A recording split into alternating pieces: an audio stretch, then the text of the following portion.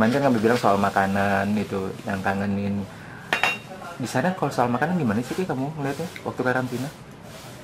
Makanan sih hampir sama sih, apalagi yang makanan Filipina itu ya 11-12 lah sama Indonesia, cuman mereka lebih identiknya tuh asem sama asin. Sama asin. Asam asin.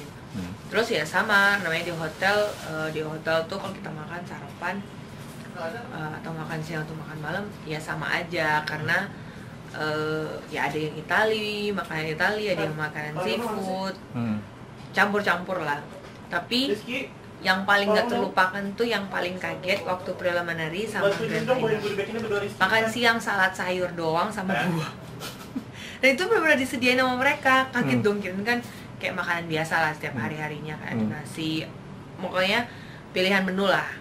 Ternyata disediainnya dalam kotak plastik, itu isinya salad sayur sama salad buah.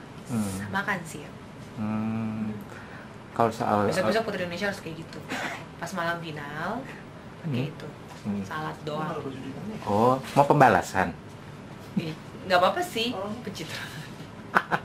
Oke. Ya.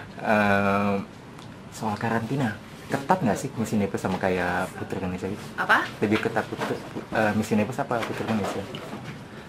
Ada ininya sih, Putri Indonesia memang maksudnya istilahnya temanya kan memang karantina Indonesia. Nah kalau di Miss Universe tuh lebih istilahnya lebih besarnya lagi, lebih ya universe-nya lagi lebih global. Jadi lebih ada ininya sih, apa yang didapat dari Miss Universe belum tentu di karantina Putri Indonesia ada. Jadi kayak melengkapi lah. Udah ada di Putri Indonesia karantinanya, tapi di Miss Universe itu lebih melengkapi. Kalau menurut kamu dari kontestan yang kemarin masuk final itu, siapa sih yang kamu favoritin? Apa? Yang kamu favoritin? Favoritnya sih sebenarnya nggak masuk di ekspektasi 13 besar. Ada beberapa tapi nggak, ada yang masuk, ada yang enggak. Ada yang dari Venezuela, ada yang dari USA kan masuk. Terus Venezuela, Brazil masuk. Filipina tetap, karena dia sister saya. Maxine itu sister saya. Oh, sistermu? Iyalah. Kaget nggak sih Venezuela nggak masuk? Kaget sih. Cuman kan semua kan tergantung dari penilaian juri kan. Kita nggak tahu ada apa. Itu kita kan hanya melihat dari luarnya saja. Tapi kan yang dalam kan itu di sesi interview. Waktu penjurian kayak Mas, waktu penjurian sistemnya kayak apa sih? Ditanya aja. Kita dikasih waktu 8 menit dan itu ada dua bagian, ada dua bagian juri. Jadi ada sayap kanan juri, sayap kiri juri. Jadi kita masuk dua orang, itu masuk tengah. Jadi masuk tengah dulu, nanti dikasih waktu 8 menit. Jadi di sayap kiri 4 menit, sayap kanan 4 menit. Jadi nanti kita dua orang ini masuk terus pecah, yang satu ke kiri, yang satu ke kanan. Nanti ada waktu 4 menit, dan kalau misalnya kayak translator berarti kan sepintar mungkin kamu untuk menjawab itu singkat, padat tapi jelas. Karena semakin banyak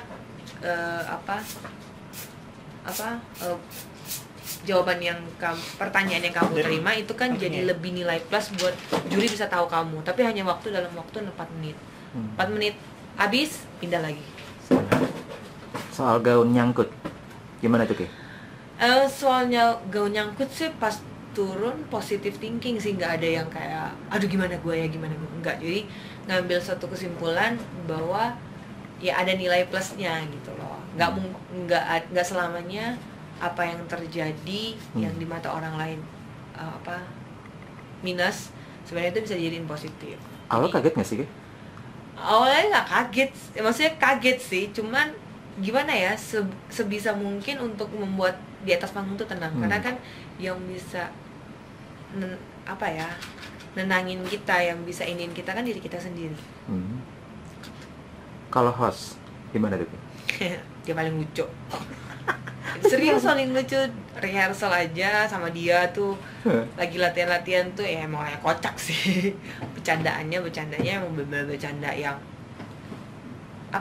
bercandaan memang kadang-kadang bercanda yang emang ini loh ya udah salah-salah gitu, tapi menyenangkan sih orangnya. Terus sering motivator juga. Jadi di atas belakang panggung dia bilang tetap semangat, senyum jangan lupa, katanya gitu. Kostum tuh sempat beberapa menit waktu dicari hilang. Kenapa? Nggak tahu, mungkin saking banyaknya kali ya. Terus kaget gitu karena waktu kita turun ke tempat arena itu yang gede-gede udah udah di Usahin. Udah kelihatan dari luar. Kita jalan tuh, oh ini yang besar-besar. Terus kok punya Kisha nggak ada. Jadi setelah itu, setelah rehearsal mau masuk ke make up, ada waktu kan, karena ngantri, nyari dong mana punya Kisha. Karena habis itu kan preliminary itu kan yang nasional kostum kan. Pas nyari nggak ada, terus harus tanya ke siapa. Dibilang coba bagian wardrobe, karena wardrobe yang ngatur semua. Wardrobe bilang, baju kamu besar atau enggak? Bilang dong besar. Ya kalau besar kamu lihat yang udah digelarin gitu. Pas ngeliat nggak ada, coba kamu cek lagi. Dilihat emang udah nggak ada sama sekali. Terus dia bilang, kamu beneran yakin besar? Iya. Ada berapa paket? Ada 3 sama tongkat. Terus dibilang oke, itu beberapa menit. Oke, nanti saya akan cari. Tenang dulu, make up dulu. Kita akan berusaha nyari. Terus sempat nggak tahu kemana. Akhirnya nemu. Iya, 15 menit kemudian. Pokoknya dalam waktu 15 menit. Rencana ke depan nanti Keke mau ngapain? Rencana ke depan doain aja ada jadi businesswoman. Jadi ya mungkin kalau dunia entertainment nggak diambil semua ya, hanya dipilih-pilih aja. Terus modeling ya dipilih-pilih. Terus ya paling lebih prefer sih ke balik ke dunia pekerjaan karena umur udah tua cuy. Oke. Jadi tengah. Ini tengah bawah nih.